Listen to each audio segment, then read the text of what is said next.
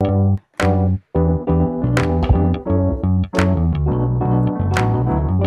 by Riverside.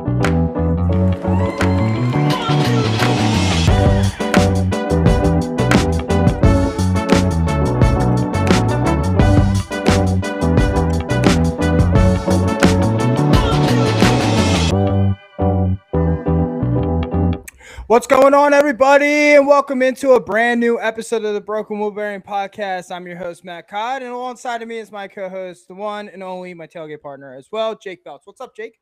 How you doing, Matt? Ooh, what a weekend up at the Chicken Triangle. What a absolute awesome weekend. It was a lot of fun.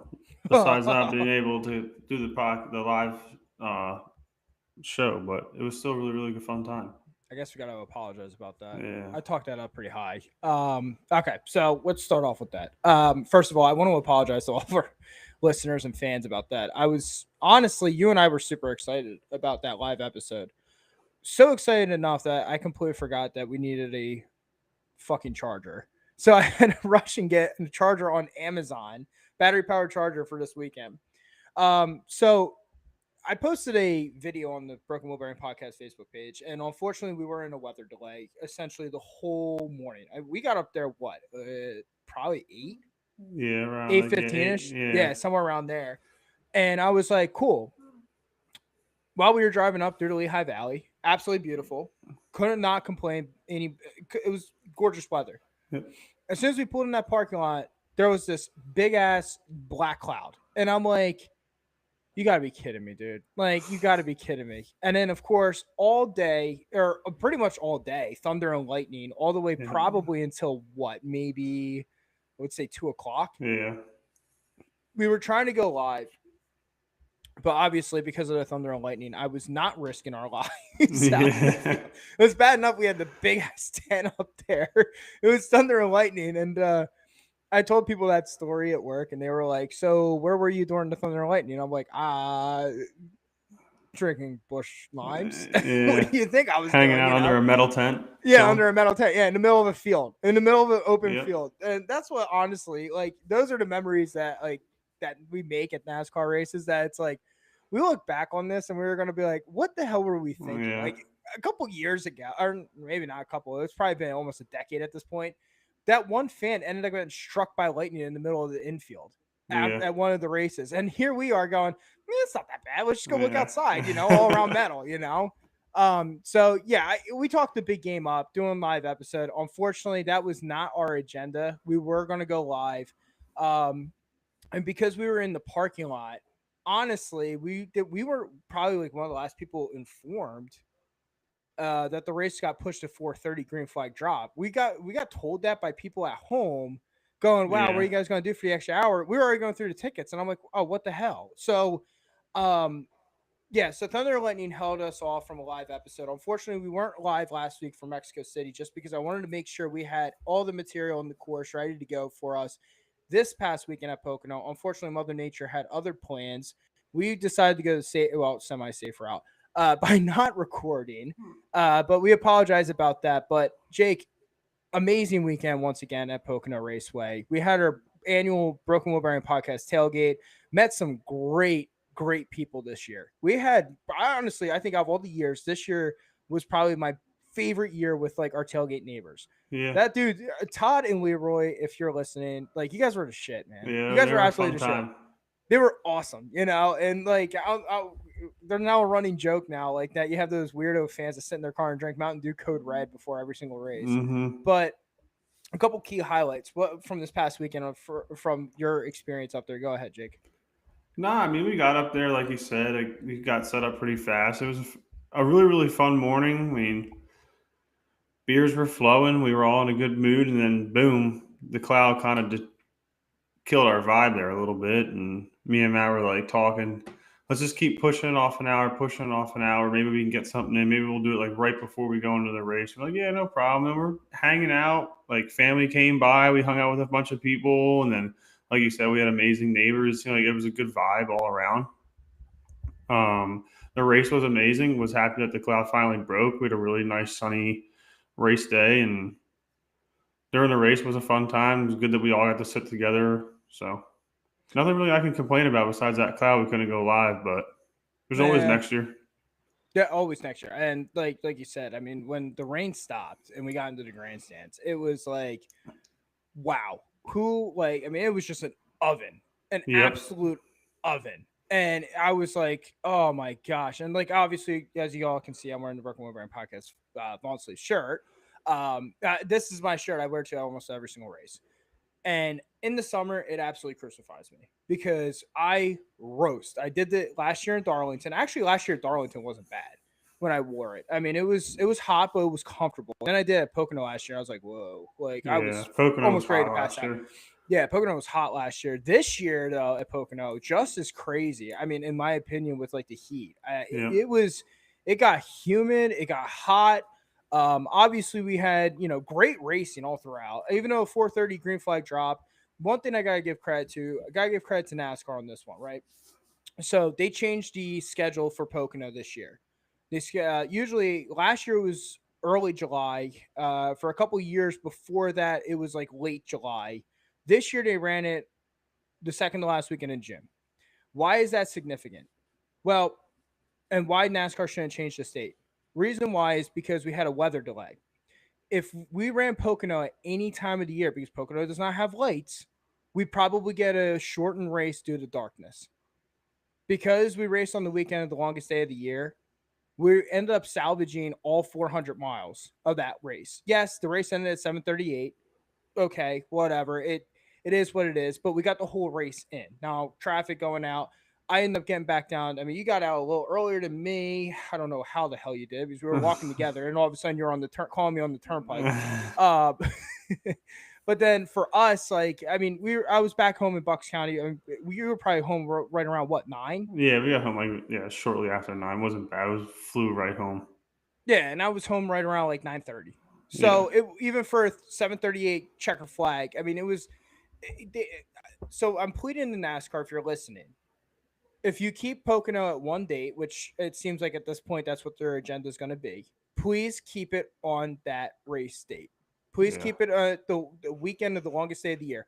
Without lights, you end up salvaging any weather issues and all that type of stuff. Because again, even like with this 4:30 green flag drop, NASCAR, even though we didn't get this memo until I got home, NASCAR confirmed that they had until 8:25 for green flag. Once 8:25 hit, if they weren't at the conclusion of the race by that point, whatever lap they were at 8:25, they would have thrown. It would have been 2 laps to go and basically the checker flag. So we still almost had another 45 minutes of racing if we ended up having more severe weather. I mean, they could have dropped the green flag at 5:15 and been completely fine. Oh yeah. So I'm not advocating for a late start like that again. But the point is, I'm advocating to NASCAR keep that race date on that weekend. Please, Oh yeah. please. I mean, they pick a good time to start at 2 p.m. Obviously, we didn't start at 2 on Sunday, but still, I think them having it, let's start at 2, because you know how usually races start at 3, and obviously it was going to be at 3 this weekend. It wouldn't have mattered, but no, I think they got to keep it at 2. And it's like, I mean, last year, we had that rainstorm that came through, but it was in and out of there in a half hour. It just got dumped on. Yeah. So that didn't really hurt us much. And then it got stupid hot out of the track. The sun dried the track. Basically the same thing that happened this weekend. I think the sun dried out a couple of fans too last year, multiple fans with the alcohol. Yeah. I will say, again, so one experience this weekend, it's more of a public service announcement more than anything. This past weekend at the Xfinity Series race, we ended up watching one of our friends and I went up to the Xfinity race. We were waiting for traffic to die down, and a guy got really aggressive, ended up rear-ending somebody, and basically ruined his night. And especially if he was drinking, forget it. You're getting a DUI. So if you're going to the track, do not get road rage. You are drinking. Do not get road rage, please, for the love of God. Because if you do, and that happens to you, guess what? Guess who's getting a DUI? You. Yeah. Yeah, no nonsense. I mean, NASCAR is to have a good time. It's to always, drink beer, have fun with your friends, all that type of stuff. But whatever you do not get behind the wheel of a car. And if you do not act like a jackass coming out of a parking lot where there's no one going anywhere. Yeah. So, especially people who are listening to us and never been to Pocono, it's not the most fun to get out of. It's not. It's one road in and one road out. Yep, you're going 115, and it's connecting to you. It's connecting you to either if you live in New York or New Jersey, you got to get the Route 80. So 115 is getting you all the way up to 180, or you're going over to 903 to get to the Pennsylvania Turnpike. And 903 basically runs you, I would say, backwoods Pennsylvania road. It's a little windy, it's a little steep, and it's about a 3.5, 4 mile drive. Yeah. Now, the way I usually go, which I didn't go this year, is at the track I make a left out on 115 to head towards the Lehigh Valley and go that way and then get on 33 down there. But the point is that Pocono is not the easiest to get in or out of. Now, this year specifically, I got to give them a lot of credit. Years past, we have sat in that parking lot basically waiting for traffic to die down. Usually I get pretty lucky. We're usually pretty much in and out. But when they went down to one date, 2022, 2023, 2024, we had a little success. But this year specifically, when they went down to one date, I will say this: we had a very good time, or we didn't really have any issues getting out of the parking lot. I mean, clearly you guys got in the car, you guys bolted, and we're out of there probably in 20 minutes? Yeah, if that.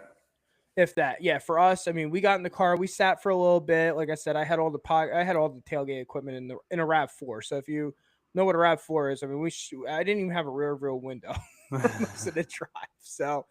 But yeah, I mean, again, it was an amazing race weekend. We met, incredible people as always. I mean, why not? It's Pocono. Beers were flowing. Yeah, we had thunder and lightning, but that didn't stop us. That did not stop us from having fun. But again, unfortunately, that might be our only one and done on the road this year for the BWB, with a lot of life changes coming up for both of us. So, but in regards to Pocono in 2026, yeah, we'll be up there. That's already confirmed. I mean, I'm just waiting for the race weekend. And again, let's get bigger and better. I will be renting a truck next year. I'm not driving it. So, okay. Busy show on tap though, Jake. We did have a race. Actually 2 races. We haven't been on air in a couple weeks, and not by choice, Mother Nature.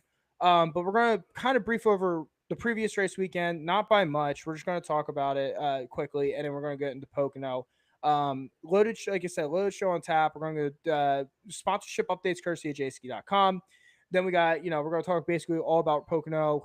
We got an in-season tournament to discuss this week, which I'm really excited about. And then, of course, we're going to close out tonight's show with our Atlanta picks.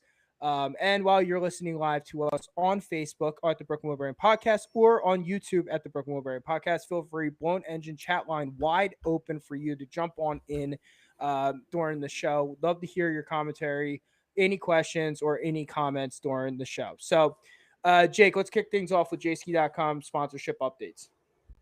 First things first, coming up, update number 1. Soul Children in Chicago, or Soul Children of Chicago and Aaron Nelson to sing the national anthem at the Chicago Street Course. Update number 2 we have is Sonic, the fast food restaurant, will be partnering with Joe Gibbs Racing for the launch of the Big Deal Meal with Grillo's Pickles. So Grillo was with Todd Gilliland this past weekend. They're going to be with Ty Gibbs coming up in the near future in partnership with Sonic, the fast food chain.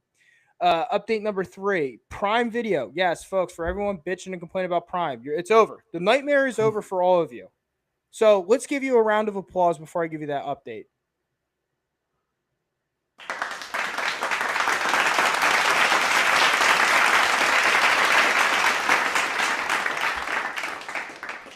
That's for the clowns that hated Amazon Prime. Okay. The clap is for you because you finally survived your biggest nightmare. So we go back to cable television to TNT. Now, granted, as an adult, I have HBO Max, so I'll be streaming it on HBO Max, but we have it back on cable television.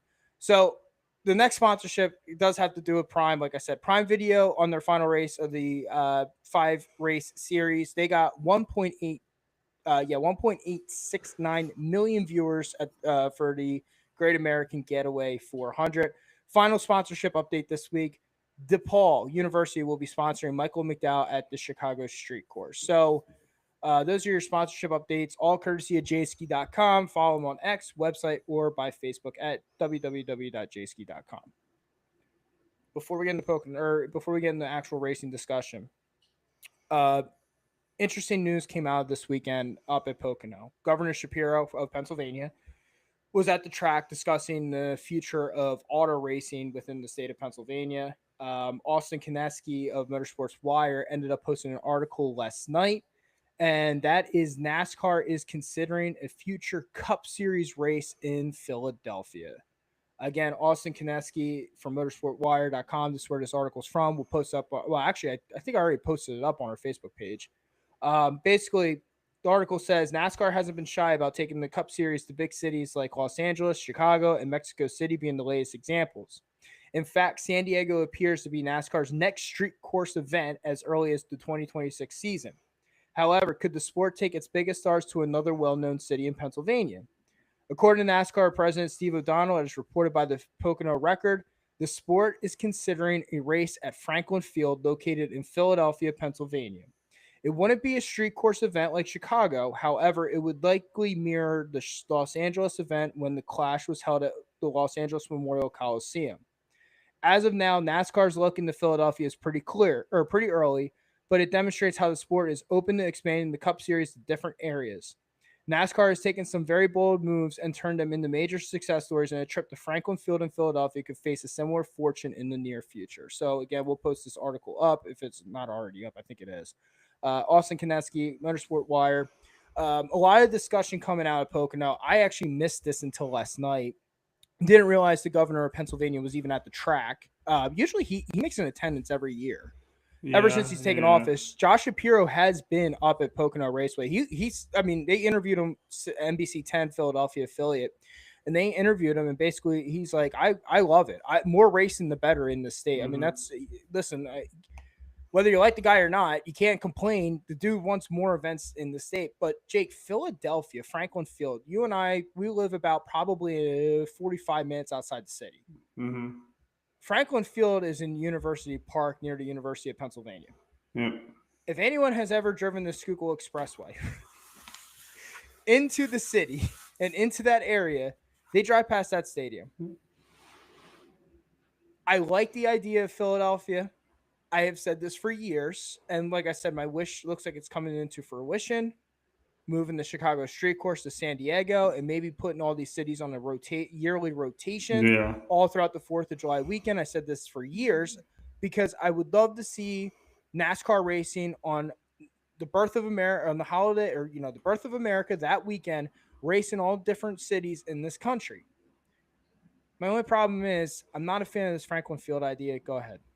I wasn't a fan of it either. I mean, like, people who know me, I'm not really a road course guy, but I think it's cool to expand NASCAR out into different atmospheres and test drivers and all that stuff. But am I happy that Josh Shapiro is all about, like, let's get more races here in the state of Pennsylvania? I think that's great. I mean, it's nice for us. But yeah, I'm not a huge fan for them to even do a race course in Philadelphia. We're going to do it downtown or something like that, something nuts. But no, I wasn't really the biggest fan about it. But maybe it's a step in a direction to maybe figure out something that will be a better idea than that. Maybe this opens the book up on talks on where all the other, like, the state of Pennsylvania is huge. So yeah. I don't think people realize how big Pennsylvania really is. Yeah. So there's a couple things, like I said, I love, as I just said, I'll beat the table. I'll pound the table. I think the street course should be in every single city and on a yearly rotation. Put it in Chicago, put it in San Diego, Philadelphia, Seattle, Cleveland, Pittsburgh, Detroit. I think IndyCar kind of opened that playbook up that you can do road courses in different cities. I think that's a very attractive and a sexy appeal to other, I would love to have different types of fan bases come to the sport, try to bring these people out. Right. I don't like the idea of Franklin Field at all. And the reason why is, again, both have driven past it many times, going to many sporting events and throughout our life. Franklin Field is, again, if you hated the Clash, Franklin Field's identical to what the Clash is going to be. And for me, I would love, if this is going to be a points, you're not going to do the Clash at Franklin Field. It's just this one. I will argue with my friends out in North Carolina. Everybody doing the Clash in Philadelphia is definitely a stupid idea. And the only reason why is because the weather in February is absolutely brutal. It's absolutely brutal, and you're going to bet like this past year when the Clash happened at Bowman Gray. Yeah, I get it. Bowman Gray was cold. It was 20 degrees up here and snowy when the Clash was going on. Mm-hmm. So you're not going to do the Clash up here because you want a warmer weather environment, or like, you know, a cold environment, but like not freezing like what it would be up here. Yeah. So you're going to do a points paying race at Franklin Field. I don't like that idea because my biggest thing is, as a NASCAR fan, I'm a big data guy. I'm a big analytics guy. I like strategy. So you're essentially going to have to pause the race for them to go out of Franklin Field, get all the, you know, basically change their tires, get gas and all that type of stuff. It's not going to be a competitive pit stop. So I don't want that. I don't want that as a points paying race. Now, a street course, all for. I'm all for it. One street course a year. It doesn't matter what city it's going to be in. Make it a rotation. Find all the different cities. But as of note, Jake, Governor Josh Shapiro basically said he's like, I'm all for racing in Philadelphia as long as it does not take a race date from Pocono. Yeah, which is yeah. You can't. I I think mean, Pocono ain't going nowhere. They need to bring it back 2 times a year, I think. That's not going away, dude. That's not going away. I mean, with the attendance for the third straight year of the sellout, and like, you know, like I said, Governor Shapiro basically is very adamant about keeping Pocono up live and well. And again, he goes to last 3 years he's been at the race. With that being said, though, if Philadelphia were to pick up a race date itself, you have 2 choices, I guess, in my opinion, to eliminate the race date. It would be Pocono, which it looks like the governor will not okay it if Pocono is affected. The second one, Dover.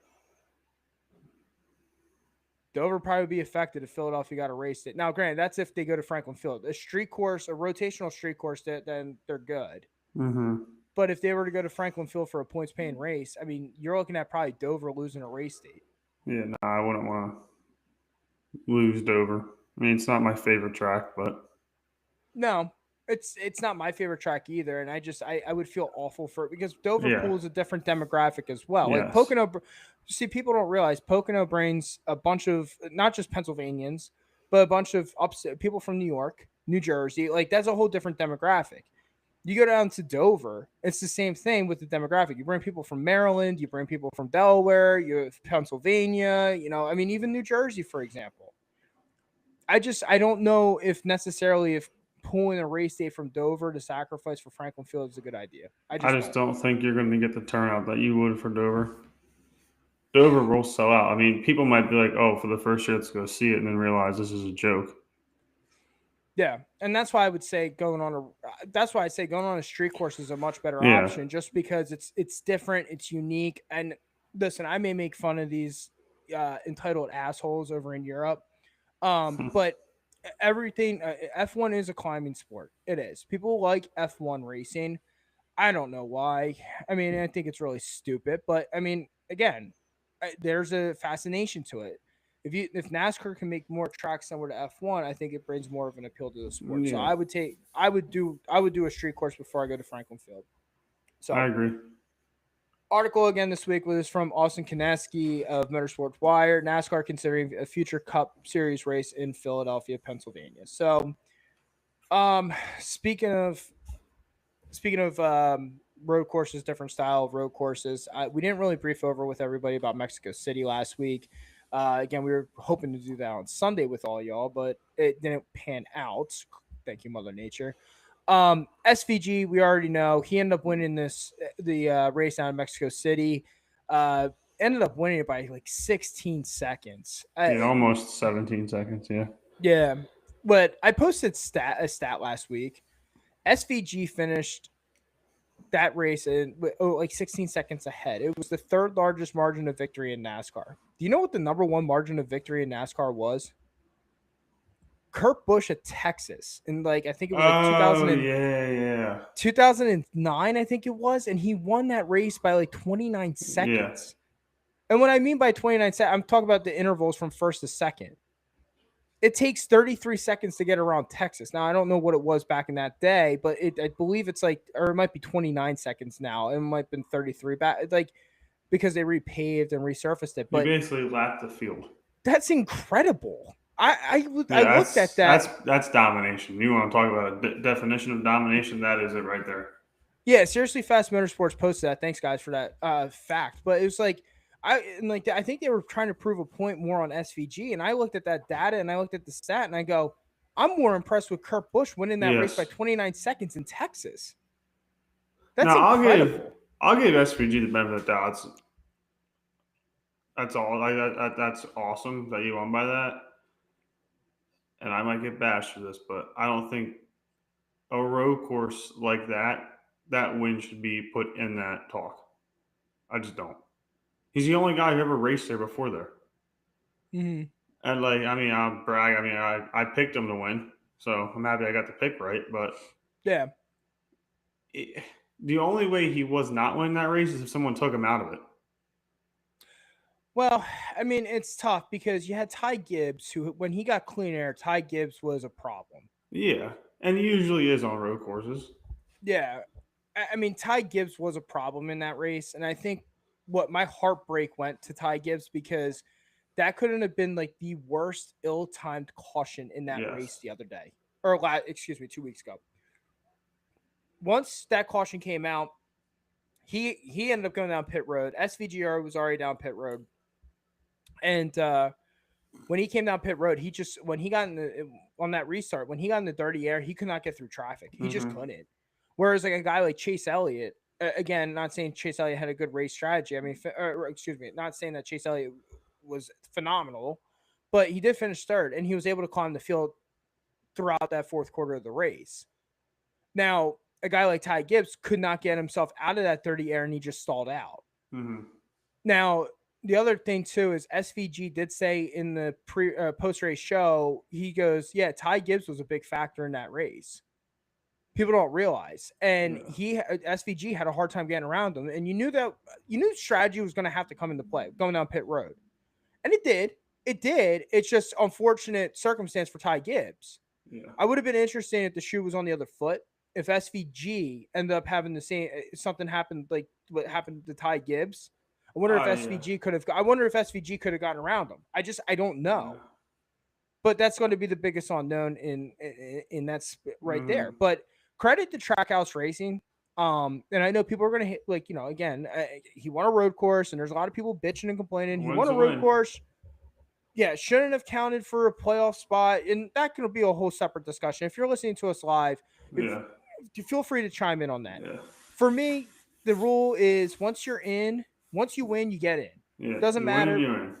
Yeah, it's the same thing that happened to Harrison Burton last year. Yeah. I mean, now, granted, I think Harrison Burton, based off the playoff schedule, I think Harrison Burton had a better path to get to the championship four than SVG does. But at the same time, like, Harrison Burton was below 30th in the points when he won. And I didn't have a problem with that whatsoever. You just knew he was going to be a round of 16 out. Yeah. There's a bunch of drivers. Probably going to be the same thing for SVG. Most likely. I mean, your first round is Darlington, Gateway, and New Hampshire this year. I mean, I don't see how he gets out of probably like 25th. Yeah.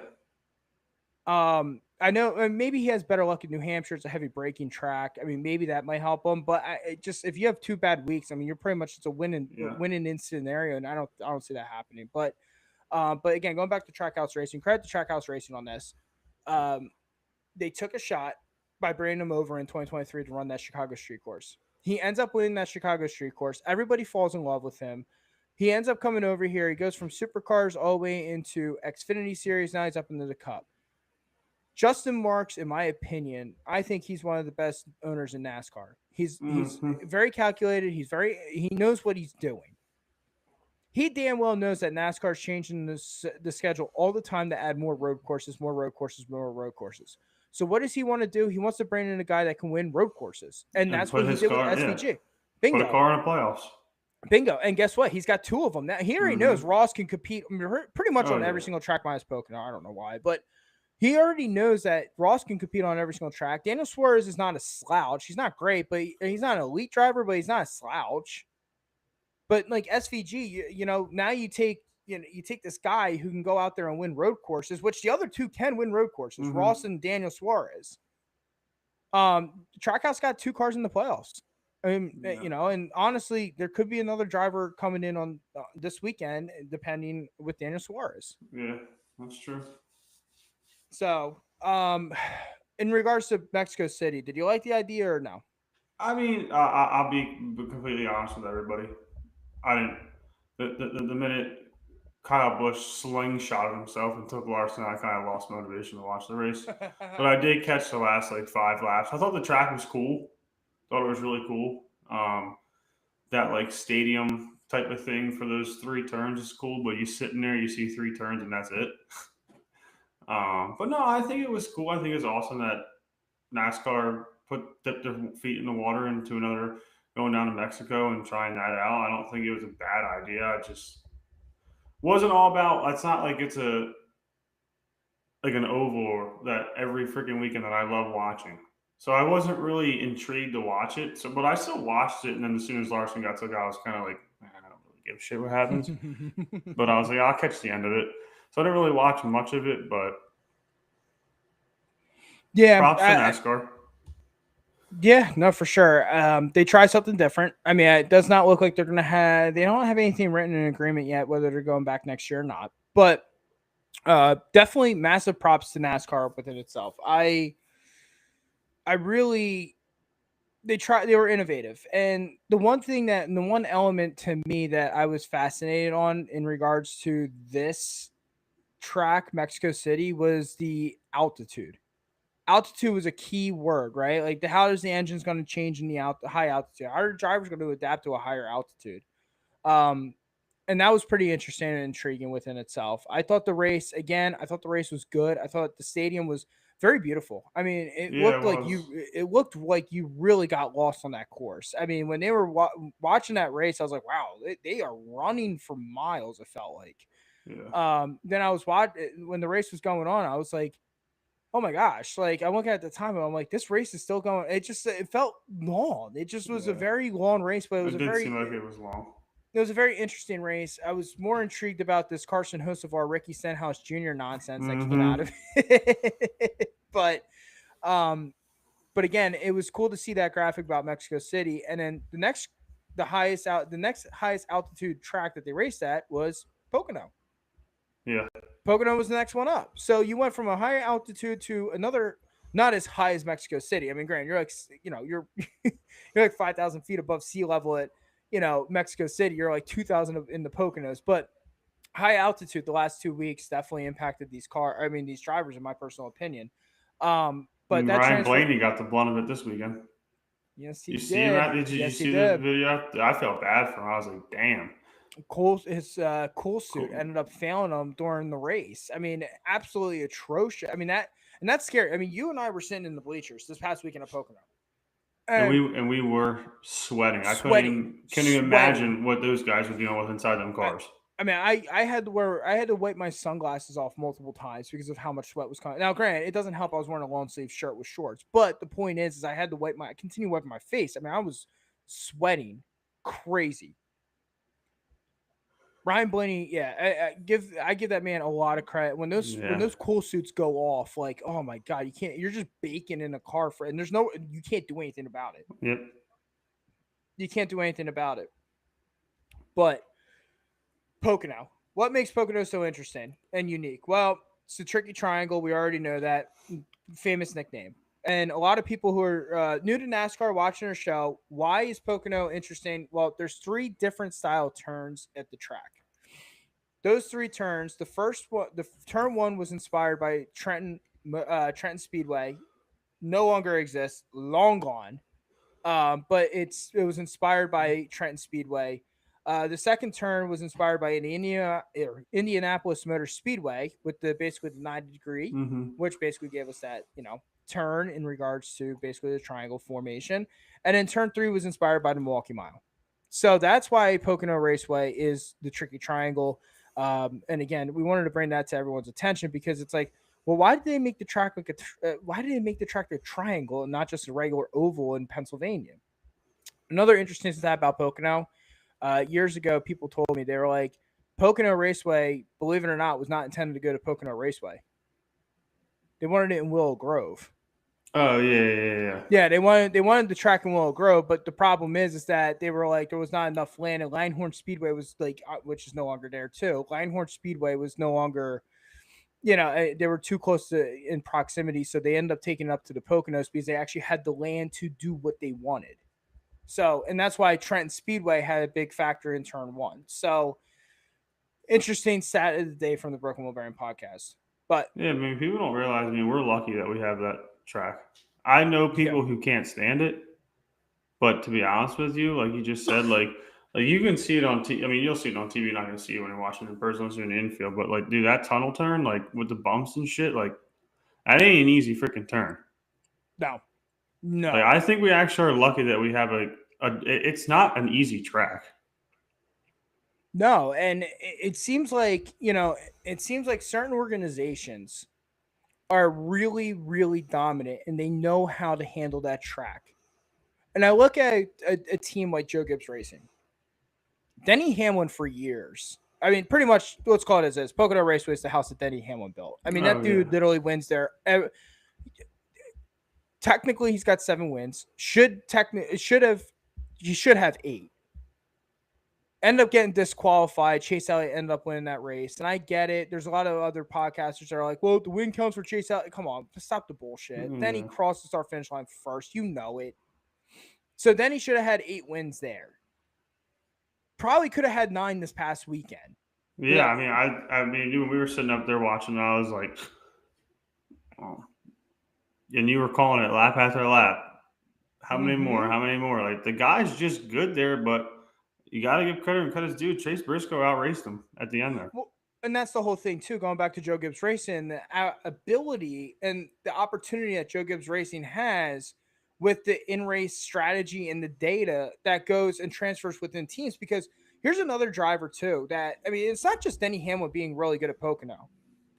Think about all the drivers that came through Joe Gibbs Racing that have won at Pocono. Martin Truex Jr., I don't know. Actually, Truex, I don't believe ever won. Truex won at Pocono. I don't think he was with Joe Gibbs Racing. But when he went to Joe Gibbs Racing, he was a very good driver out on that track. Kyle Busch has won there multiple years. Joey Logano ended up winning. Joey Logano won his second career race in the 20 car up at Pocono. Yeah. Joe Gibbs Racing has absolutely dominated that track for years. I mean, and here's one for you and for our audience. Daniel Suarez, when he was in the 19 back in 2018, for the longest time, that was his best finish, was at Pocono. Yeah. For some odd reason, that organization translates data into that track. They are so good at there. And this past weekend, okay, if it's not Denny Hamlin, shocker, who wins? Joe Gibbs Racing, Chase Briscoe. Yeah. Speaking of Briscoe, let's talk about the final stat line from Sunday's race, the Great American Getaway 400. Again, final stats are courtesy of NASCAR.com. Chase Briscoe ended up winning this race. Denny Hamlin finished second. Ryan Blaney finished third. Chris Buescher finished fourth.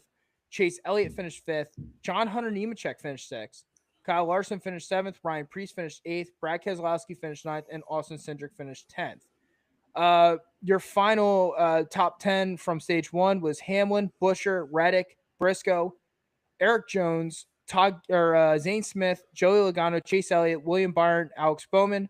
Your stage 2 top 10 was Chase Briscoe, Josh Berry, Chase Elliott, William Byron, Chris Buescher, Denny Hamlin, Austin Cindric, Ryan Blaney, Kyle Larson, and Carson Hocevar. Final laps led coming out of the Tricky Triangle. Chase Briscoe led a race high of 72 laps twice. Denny Hamlin led 32 laps. Ryan Blaney led 3. Chris Buescher led 2. Brad Keselowski led 27. Alex Bowman led 15. Joey Logano led 5. Carson Hocevar led 2. Ricky Stenhouse Jr. closed it out with 2 laps led in this race. So, again, all final stats courtesy of NASCAR.com there from Pocono. But going back to what we were saying in regards to Briscoe, right? Very eerie, similar career path to me as Martin Truex Jr. This time last year, when Truex announced that he was retiring, they basically announced that they were going to sign Chase Briscoe. Now, Christopher Bell let that slip in a press conference at New Hampshire. Wasn't supposed to slip out, but they made the announcement. Chase Briscoe at the time had 1 career win. When Martin Truex Jr. went to Furniture Row Racing, he had 2 career wins. When Chase Briscoe left to go to Joe Gibbs Racing, he only had 2 career wins. Martin Truex Jr.'s career took off after winning Pocono in 2015. Who won Pocono this past Sunday? Chase Briscoe. And the biggest thing coming in with that signing with Chase Briscoe was he reminds us of what Martin Truex Jr. Was. They on tap potential, on tap potential, on tap potential. And we heard that so much with Martin going into Furniture Row Racing. Then he ended up over at Joe Gibbs Racing. But again, Martin Truex Jr. was almost an afterthought going into 2015. People didn't realize and think that he was a good driver. They thought he was, this guy's mediocre at best. I mean, failed prospect. It happens. Briscoe's kind of the same way, right? 2020, he ends up winning all those races at Xfinity, gets called up to Stewart-Haas Racing. Granted, the whole Stewart-Haas Racing thing, I kind of had to give him a little bit more slack because Lord knows what the hell was going on really behind the scenes in that organization. Yeah. Ends up winning the Southern 500 in basically a deadbeat lame duck organization at that point, and ends up putting that team into the playoffs. Ends up picking his second career win up at the Southern 500 last year. And honestly, Chase Briscoe has been good to start his tenure at Joe Gibbs Racing. I think Sunday we finally saw the full potential of what Chase Briscoe can be. And I'm going to tell you guys, this could be a very, very scary organization and a very scary team because I feel like James Small, in my opinion, and Chase Briscoe finally all season long were trying to learn how to, go off of each other. What's the code words? What do you want to strategize and all that type of stuff? And I feel like they're finally starting to click. Yeah, I mean, I think it's a huge win for him. I mean, he's like you said, an up and coming, very talented driver. He's on a very good team. He has a very fast car. He's shown it this year a handful of times that he has a very, very fast car. So I think, getting over that hump and getting that first win with Joe Gibbs is now the sky's the limit. I mean, I wouldn't count him out in the playoffs. And I agree. If I had to put my prediction, he's a round 8 exit, but that's just me. But that's still a huge stepping stone. Well, and I look at the next 5 weeks that are coming up. You have Atlanta, which let's call it as is. I mean, I know Atlanta's not a true restrictor plate. What do I mean by a true restrictor plate? Like Talladega and Daytona are true pack racing. Atlanta's not. They pack race. They're super speedway fastest track. Fastest track on the schedule. So I mean, it is. It's like you said. It's hard to say. Like, is it really a restrictor plate? No, but how do I? I would call it a hybrid. Yeah, I call it a hybrid. Yeah, it is, but it isn't. Yeah, I mean, they have the super speedway package, but it doesn't run like a traditional super speedway. But going back to Atlanta, who won the spring race? Joe Gibbs Racing and Christopher Bell. Yep. So, I mean, and Briscoe was fighting for wins there last year with Stewart-Haas Racing. So you got Atlanta coming up. The street course, not really necessarily his track, but whatever. Sonoma, that's a road course. He was a much better road racer in Xfinity, so I kind of take the road racing out. But then you got 2 more tracks coming up in the next 5 race stretch that I'm like, got my eyes kind of circled, right? You have Dover, which traditionally was a good Martin Truex Jr. track, and if he's going to translate to Chase Briscoe, and you think he's like Martin Truex Jr., that could be a great race weekend for him. And then you got the Brickyard. So, I mean, listen, the 19 team, I know that I'm not going to try to over exaggerate like the importance of this win, but yeah, you're starting to get to the point now where it's like the win's in the belt. You're supposed to be here as an athlete. Now it's time to go, you know what? Let's go all out. Win as many races as you can. Absolutely. Absolutely. And, another track that I look at with this organization, and again, it's just based off of what I saw with Truex and James Small for years, Richmond. Yeah. Richmond's a really good track for Joe Gibbs Racing. And now it's kind of like, listen, this guy's got his rhythm back, and he's got his rhythm. He's got his first win with the organization. Like, yeah, this could be a dangerous team going into the summer stretch at this point. For sure. With all that being said, with the win this past Sunday, Chase Briscoe, courtesy of NASCAR.com, he raised his average finish up to 13.7. He's got 164 laps led, 6 top 5s, 8 top 10s, and 1 win in 17 races. So, and he's currently sitting 9th in the points. So, I mean, listen, it was just a matter of time. And it was kind of, again, going back to Briscoe, it was kind of make it or break it for me with him. Yeah, it was a good weekend. Very good weekend around. Honestly, a good weekend all in all for Joe Gibbs Racing. Yeah. But the second team in the Toyota camp, man, not a good weekend for them. Let's No. talk about Let's talk about 23XI.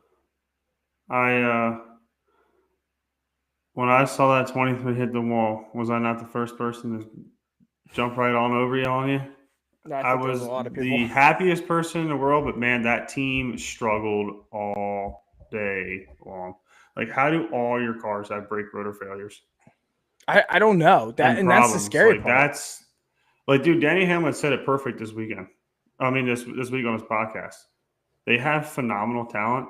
They just can't put a race car together and be successful week in and week out. And I guarantee it's got to be frustrating for him too. It's got to be very, very frustrating for him. But he's put a lot of money in those cars. I mean, it all started with Riley Herbst. Riley Herbst ended up in turn 1 and ended up having a brake rotor failure, ended up wrecking into the wall. And then later on in the race, he had Bubba Wallace, ended up having a brake rotor, ended up wrecking into the tunnel turn. And then, not just you, but the whole crowd ended up roaring.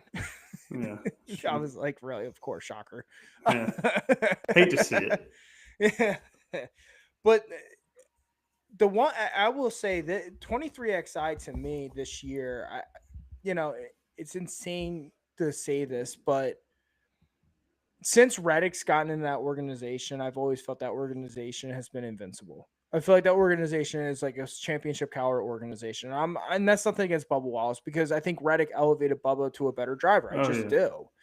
When you surround yourself with talent, iron sharpens iron, and guess what happens? The whole elevation gets uplifted. And I just feel like this year specifically, I feel like the ace in their organization's Tyler Reddick, and I just feel like he's been struggling. Mm-hmm. I'm looking at his stat line right now. He's got one top 10. I'm repeating this. One top 10 in the last 9 races. One. That one was the National Super Speedway. That's not like him. And Hamlin even said it best. There's mechanical errors all over the place with that organization. Tyler Reddick this season right now, according to NASCAR.com, he's got 3 top 5s, 5 top 10s. His average finish is a 15.5. This group, not just Reddick, but the whole organization within itself. And like the other thing I look at is his road course racing. Mexico City, I expected him to be a little bit of a player. He finishes 20th. COTA, he ended up finishing 3rd. But again, COTA is so long ago at this point in the season. But it's fascinating to me how bad he has been. And I don't necessarily think it's all his fault. Again, a lot of it's mechanical issues. Let's look at Bubba Wallace, right? Bubba had those back-to-back third-place finishes at Homestead and Martinsville, and it felt like things were starting to progress in the right direction. Yeah. You're like, okay, you know what? It's the beginning part of the season. We're starting to see where 23XI can be. Back-to-back finishes, 3rd at Homestead, 3rd at Darlington, or 3rd at Martinsville, excuse me. And then he goes to Darlington, which he's been pretty good at in his career. Yeah. Ends up finishing 21st, 19th at Bristol. We go into the holiday break at Easter, 8th at Talladega, but then he goes 33rd, 33rd, and 35th at Texas, Kansas, and Charlotte. Okay, playoff bubble driver. Let's see what he can do. What does he do? He does 6th at Nashville, 4th at Michigan. And it's like, okay, we're finally starting to see Bubba Wallace again. Mexico City was an outlier, whatever, we'll take that. But then Pocono, which has been a very good, notorious Toyota track, he's been much better at, ends up having a brake rotor issue, had issues all throughout the whole weekend, by the way. Yeah. Ended up having issues in practice, couldn't get the car started for qualifying. Ends up starting in the back, and ends up finishing 36th with a brake rotor. This organization right now is a complete train wreck. Mm-hmm. And do we even want to start with Riley Herbst? Do we even want to go to Riley? You know what? I'm just going to say this. 25.82 average finish so far in the Cup Series in 17 races, 2 DNFs. He's only got 2 DNFs, and that's the scary part. He's been a non-factor this whole entire season in equipment that, honestly, right now that I'm fired up about Riley Herbst he's only had 1 finish above 15th this whole entire season. There's 17 races into the NASCAR season. 1 finish above 15th. I get that there is a learning curve and there's a big learning curve. There's a big, opportunity. But for the last couple of years, I sat there and knocked Harrison Burton. Oh, yeah. I said Harrison Burton did not deserve. He is bad. He's bad. Riley Herbst is on track to be worse than that. I wouldn't be surprised if that seats open by the end of the year. It might be. I mean, the There only are reason guys why, there's guys in Xfinity Series that would probably do better than him.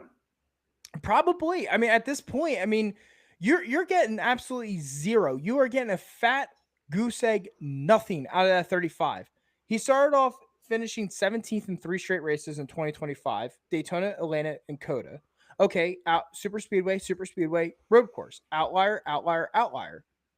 Then he finished 37th at Phoenix and 19th at Vegas. Okay, all right, 1.5, okay, good. But then he didn't see another top 20 finish until Texas. And then he hasn't seen the top, actually he hasn't seen the top 20 since, honestly, the last 5 to 6 races. Excuse me. I mean, when you look at this driver, this was supposed to be a guy like the organization was supposed to build around. You're supposed to be better. Iron sharpens iron. And all 3 of these drivers, I mean, listen, Herbst is historically bad. The other 2 I expected to be much better. I expect a lot better. But it's like you said, you can't put the full blame on them. I mean, Tyler Reddick's has been a nobody all year. Like I to be honest with you, I don't really hear his name that often. And you hear Bubba a lot, and he's had finishes to show it, but they're so inconsistent. And you would think the people who are in charge of that team, you wouldn't see inconsistency. You're one of the greatest all-time drivers who are part owner of this company. Mm-hmm. You shouldn't. I would be very, very pissed if I'm Denny Hamlin. I'm getting nothing out of these 3 cars. Yeah, and I totally agree with that. And not just you have one of the best drivers of all time as a co-owner. Guess what else you have? The greatest basketball player of all time is the other co-owner, who's all in to put money into it. Do you think that these 2 are satisfied with the production that's going on? And like I said, it's not all their fault. I mean, Herbst, take Herbst out of it. But between Tyler Reddick and Bubba Wallace, is this all their fault? No, it's not. A lot of it's mechanical. Yeah. Denny and Jordan are throwing money into a fire right now and getting nothing, and you're going to get nothing out of it.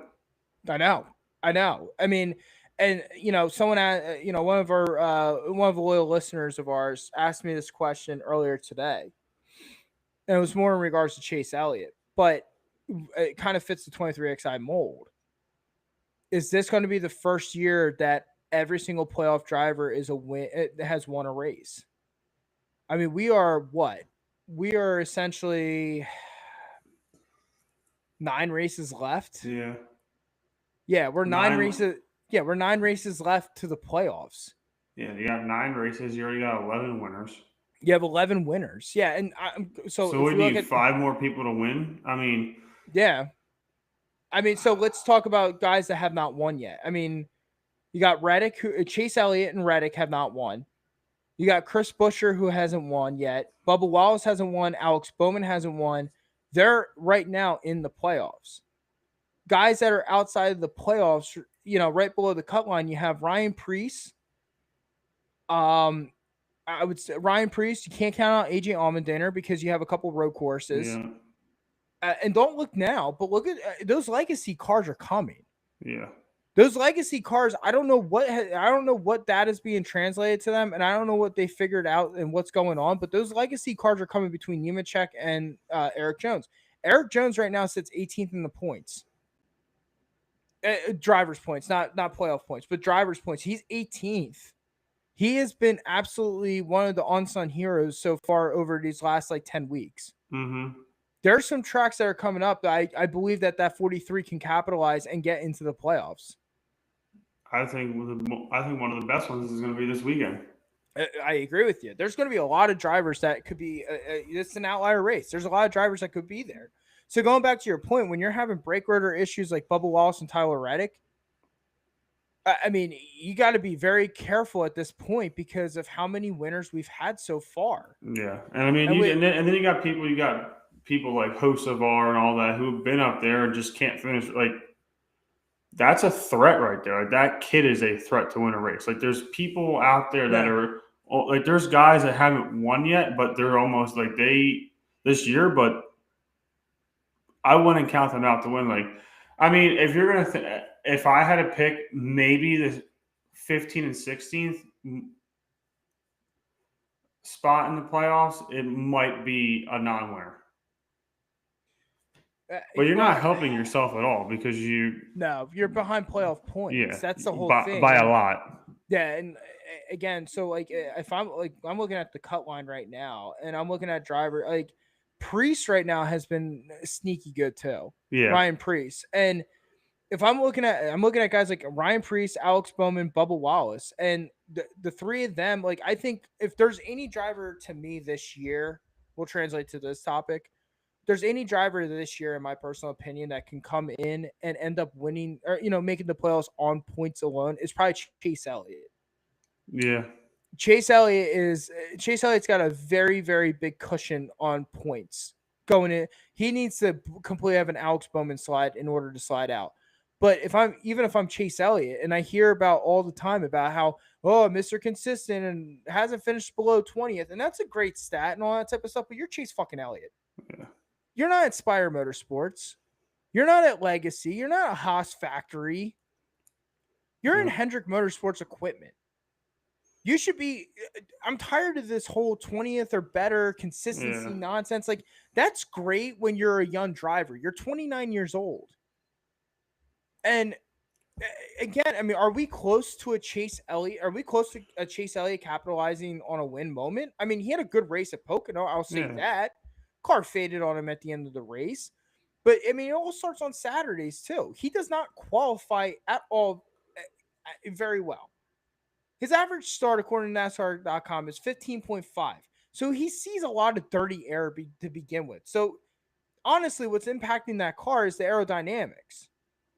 To be able to get through the field and get up into the lead, I mean, it's not been good. It's not been an easy ride for Chase Elliott. But then his average finish is a 10.82 with 5 top 5s and 9 top 10s. But again, though, he's got a bunch of 20th or better place finishes, and that's great when he's 16th in the playoffs because he's got no wins and he gets knocked out in round 1 with Shane Van Gisbergen and a couple others. Yeah. I mean, if I'm going back to our question, I mean, is this going to be the year that every all 16 drivers are going to win a race? I mean, yeah, you're going to need a win.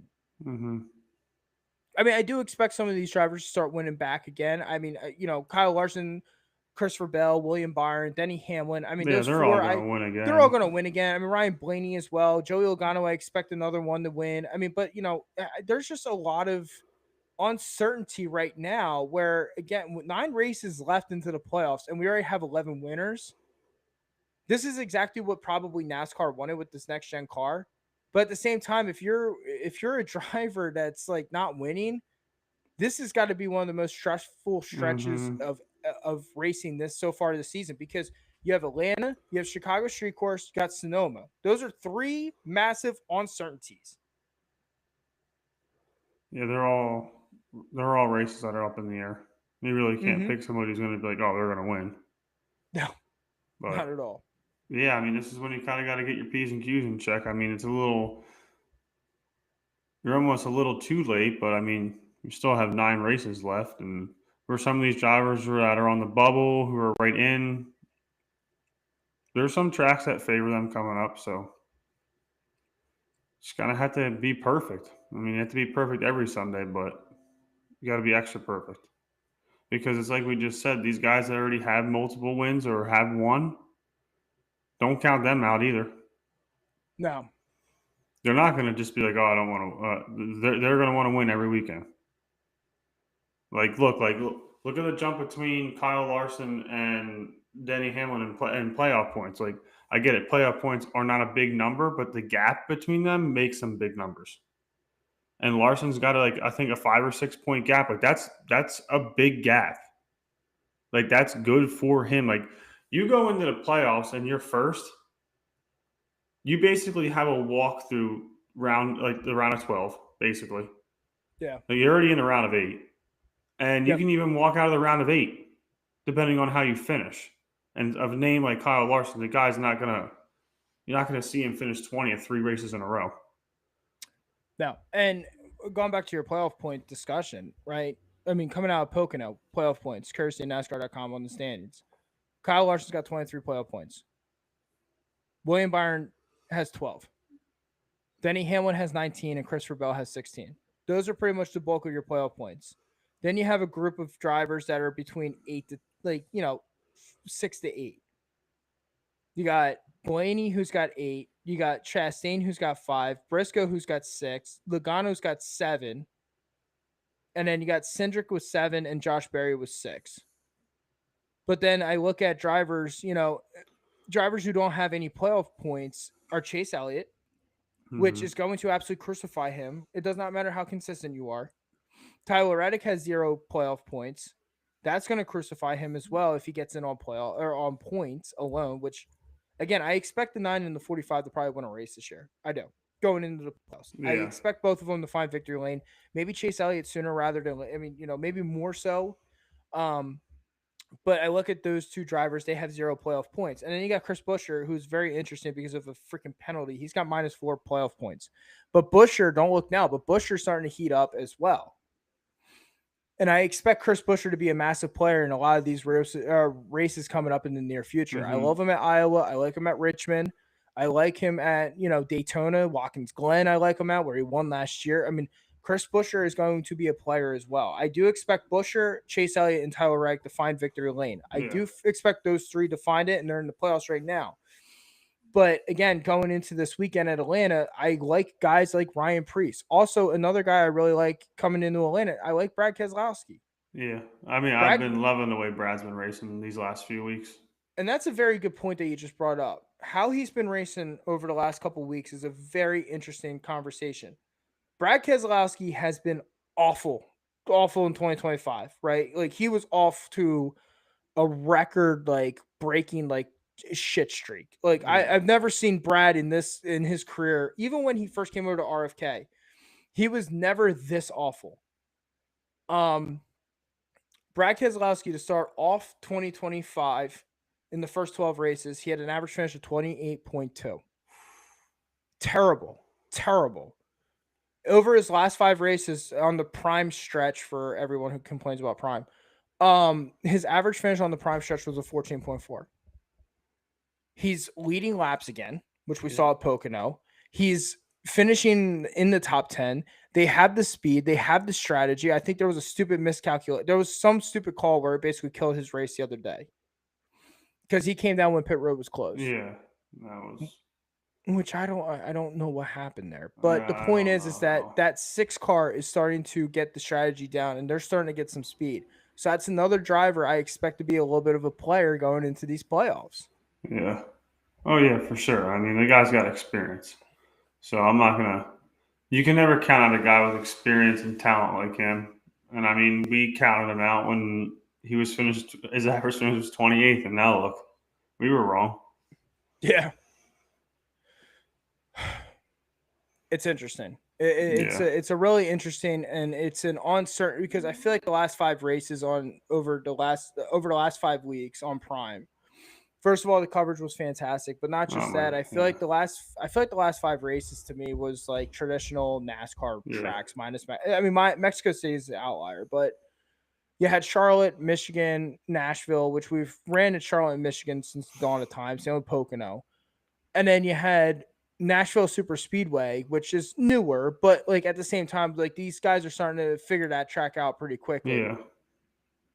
Mexico City was the outlier, but this TNT stretch, these next 5 races are massive gambles. Yeah, they are. Yes, you have the crown jewel with the Indianapolis, or with the, I almost said Indianapolis 500. Sorry, folks. Wrong sport. You have the massive, you have the crown jewel with the Brickyard 400. But then you got guys at that race who dominate that track. Yeah, you do. You have Larsons, you have Blaney's, like you have guys that are always good. Like that is not going to be an easy race for someone who hasn't won yet. I agree. So you can't bank on like, oh, we're going to go to Indy and we're going to win. Like, no, you have guys who dominate this track year in and year out, and they already have wins. Yeah. I mean, totally agree with you. And then not just on top of that, I mean, you also have guys like Brad Keselowski and Kyle Busch who, before they went to the road course, those guys knew how to win on that track. Yep.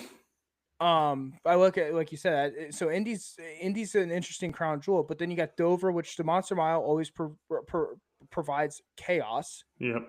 with the concrete oval, and then you got a street course, a road course, and a super speedway. There's a lot of uncertainty over these next 5 weeks. Mm-hmm. So if you have not won a race, I mean, you better hope to God that you're good at Dover because the other ones are going to kill you. Yeah, and have fun at Dover trying to. You go into Dover like I have to win. Have fun. Yeah, because that race is always a fucking toss up too. Well, I'm interested to see this. I'm interested to see the next 5 races, and the I reason think why the is next 5 because sets are going to be awesome. I agree, and I think the next 5. What's interesting is that once those next 5 are over, you got Iowa, you got Watkins Glen, you got Richmond, and then you got Daytona. There's going to be a lot of drivers panicking who have not won yet if they get down to Daytona and have to win to get in. Yeah, don't go down to Daytona like I have to win this race. Chase Elliott tried. That's a toss up race too. Chase Elliott tried to do it in 2023, and played. And as he said, he was playing Russian roulette. Yep. All right. So, Jake, let's do final standings coming out of Pocono this week, courtesy of NASCAR.com. William Byron, he's still your points leader, ahead of his teammate Kyle Larson in second. Denny Hamlin's third. Christopher Bell is fourth. Chase Elliott's fifth. Ryan Blaney's sixth. Tyler Reddick is seventh. Ross Chastain is eighth. Chase Briscoe is ninth. Joey Logano is 10th. Chris Buescher sits at 11th in the points. Bubba Wallace is 12th. Alex Bowman is 13th. Ryan Preece is 14th. Austin Cindric is 15th. And Josh Berry is Austin Cindric is 15th. Josh Berry is 16th in the points. So in regards to playoff points, with the playoff drivers, SVG jumps into the playoff picture. Ryan Preece is first man out on the cut line. So, yeah, I mean, again, a lot of uncertainty coming up here in the next 5 weeks for our drivers. I'm actually really excited. You know why I'm excited, Jake? We have that in-season tournament, which I think a lot of people are going to sit there and go, well, what the hell is going on with this? So, March Madness, a good idea. So yeah, I think so too. That's what I think. March Madness of NASCAR.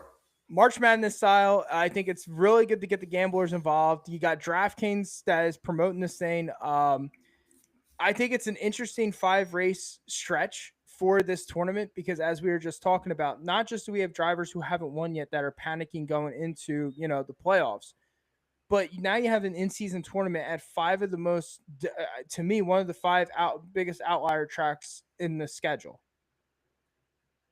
Again, what are they giving to the what are they giving to the winner of this? $1 million. That's what it was. $1 million. So let's break the bracket down real quick and let you guys all know who's in. Denny Hamlin is the number 1 seed in the whole tournament. He faces Ty Dillon at number 32. Kyle Busch is 16th. Brad Keselowski is 17th. Alex Bowman is 8th. Joey Logano is 25th. They face each other. Bubba Wallace is 9th in seeding. Daniel Suarez is 24th. They face each other. John Hunter Nemechek is 12th. Josh Berry is 21st. They face each other.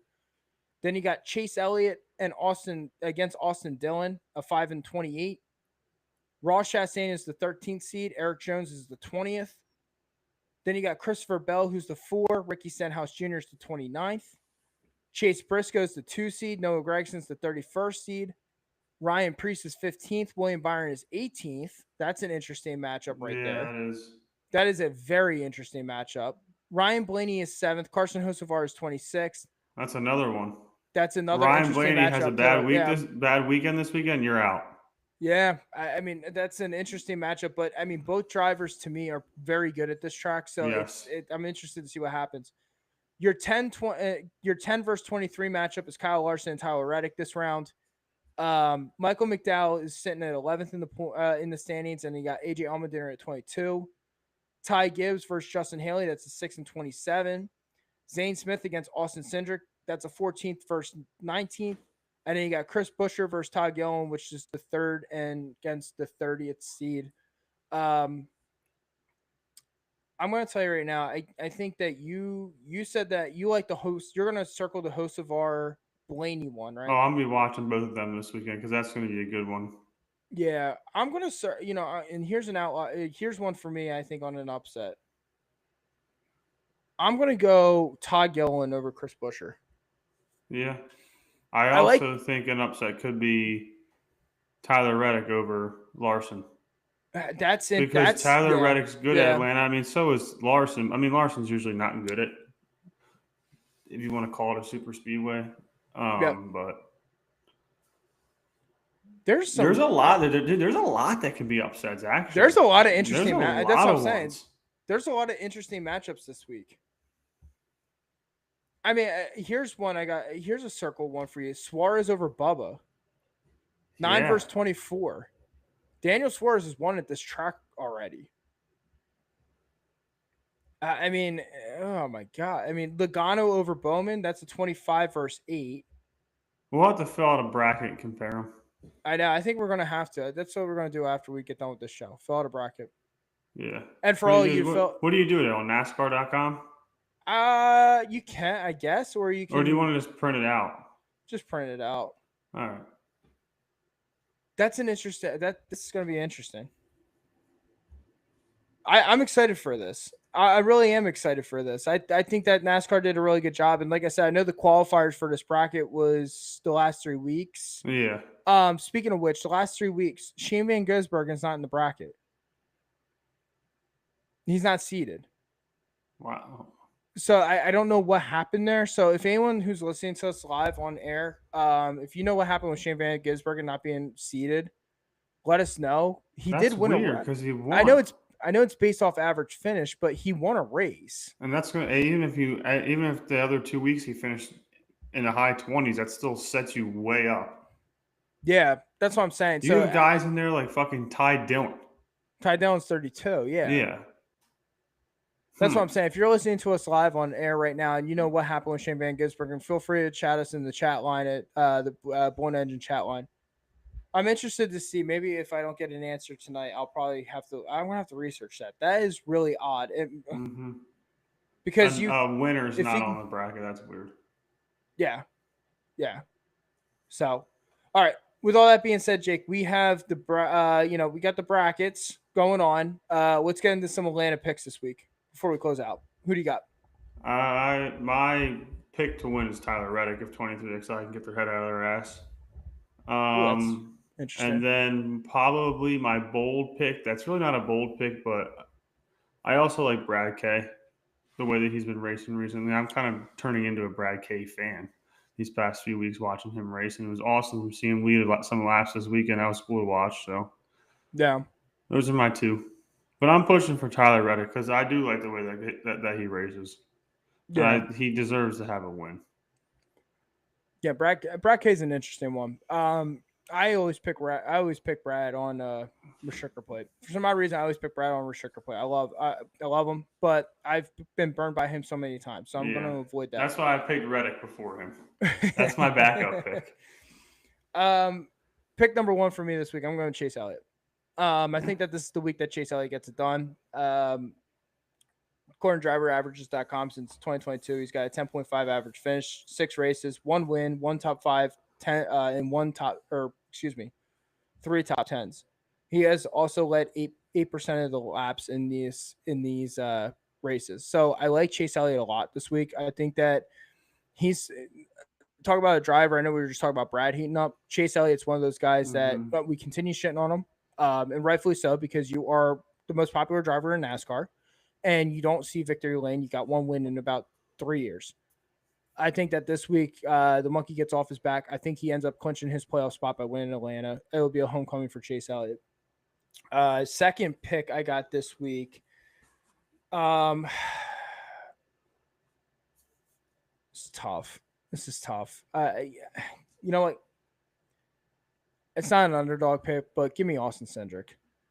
I was debating give me Austin him too. Cindric. I was debating him. Didn't he race pretty good there earlier this year? Yep, he's become a pretty good restrictor plate ace. Yeah. Austin Cindric, according to driveraverages.com, has led 10.6% of the laps since 2022 at New Atlanta. In 7 races, he's got 2 top 5s, 3 top 10s. It's a Ford. It's Penske. I like the Penske equipment on that track. So give me Austin Cindric. I'm going Chase Elliott, Austin Cindric. Jake, you're going with Tyler Reddick and Brad Keselowski. Mm-hmm. All right. Wow. All right, that's it. We're taking checker flag tonight, man. Yep. Fun ass episode as always. Thank you for everyone that tuned to us live on Facebook and YouTube. Thank you for everyone. Again, final thank yous coming out of Pocono this week. I know we opened up the segment with it. We had a wonderful time up there at the Tricky Triangle. I was blessed and happy to have another year of our annual Broken Wheelbarrow podcast tailgate. Hopefully next year weather cooperates where we can actually do an episode up there and continue doing our annual tailgates. Again, we appreciate everyone's love and support. Continue following us, continue liking us. And then if you're going to Atlanta this week, enjoy your race weekend. First race of the mid-season tournament. If you're watching at home, again, be safe and all that type of good stuff. Jake, it's been an absolute pleasure tonight. Yes, sir. It's been an absolute pleasure. See you next week to talk about Atlanta. Atlanta, baby. All right, guys. Have a wonderful night. Be safe. Have a wonderful weekend. We'll chat with you next week. Good night. See ya. Will you tell Mr. Dennett that Ricky Bobby is my best friend? And it's shaking big time.